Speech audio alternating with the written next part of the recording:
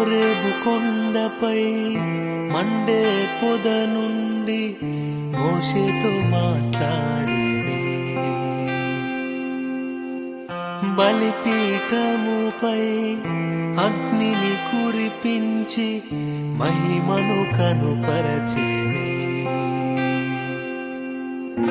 శద్రకు మేషాకు అబేద్నెగోలను అగ్నిలో ఉండియే కాపాడనే. నరకపు మంట నుండి నన్ను రక్షించిన అగ్నినేత్రాల నా యేసయ్యా, సాధ్యము కానిది ఏదియు లేదే, అన్నీ సాధ్యమే యేసులో. సాధ్యము కానిది ఏదియు లేదే, అన్నీ సాధ్యమే క్రీస్తులో.